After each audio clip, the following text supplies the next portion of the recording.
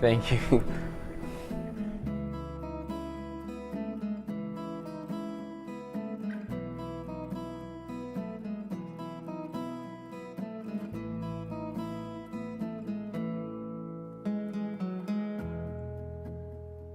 Thank you very much. First off, I'd like to say yes, there were actually challenges, a lot of challenges that had to do with ageism, the fact that I was too young. There were people who were willing to not just tell me to my face that I was too young and incompetent. There were also people who were willing to stand in the way and say, you shouldn't do this, you can't do this. But how I was able to live above that was two things.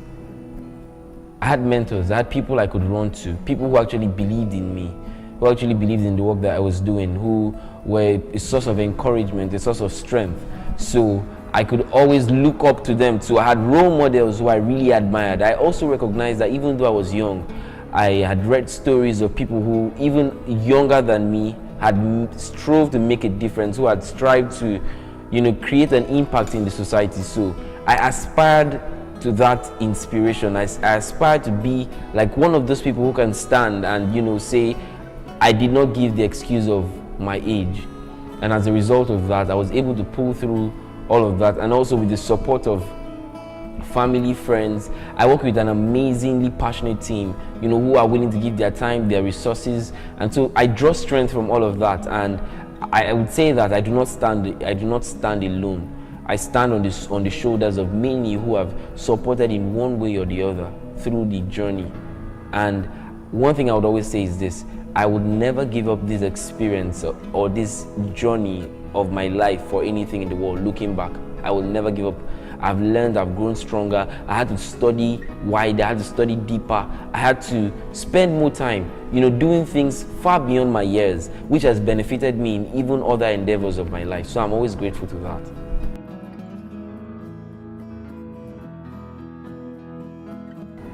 Okay, the first thing that motivates me is God. You see, there is that day, there is that time where all the motivation in this world cannot help you. No motivational speaker or no motivational speech can help you scale through.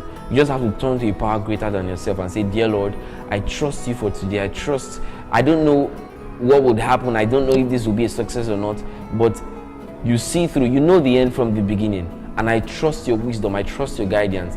And particularly, that has been a motivation for me. And I also draw most of my motivation from God's word. I find God's word very transformational and very motivative in my life. The second thing would be the kids. The fact that these children, when you help a child and you see that smile, uncle, thank you. Or I remember one experience when we reunited a boy back home and his dad cried. There is a saying, men do not cry. But this man cried. He was touched. So those kind of sights, we've seen them over and over again. And every time I go home and those pictures replay in my mind, it serves as motivation for the next day. Finally, another thing that motivates me would be my own personal story. When my parents separated, I was traumatized as a young child. I flunked classes. There were times I shoplifted. I turned gang for a sense of belonging and all of that. And knowing that I'm able to come out of all of this and stand on my feet again and be able to serve as an inspiration to other people, I know that, first of all, I owe these kids, and number two is that these kids, no matter how much they've been through, no matter what they've been through, they have hope. They have that, they have a future. So this serves as motivation for me. If I can be able to go through, there are people who looked at me back then and thought that I would never amount to anything. I am good for nothing. But for me to stand here today, I look at that journey I've made from that time up until now. And then I look at these kids from where they are. I look at them beyond their actions, beyond their dirt, and all that they can be. And I say, yes, let's go for it. So that's my motivation. Those are the things that serve as motivation to me.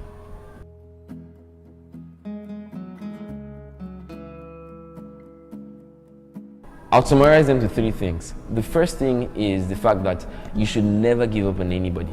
I've learned that important lesson that, has always been resonating in my mind and in anything I do. Never give up on anybody.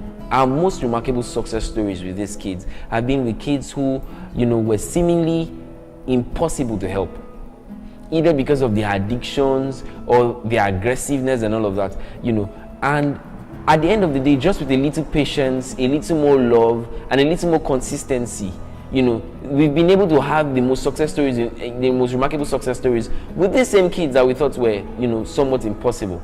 The next lesson I've learned is the power of love. No matter how hard, you try to, love will break rocks that aggressiveness would not. It will melt hearts that,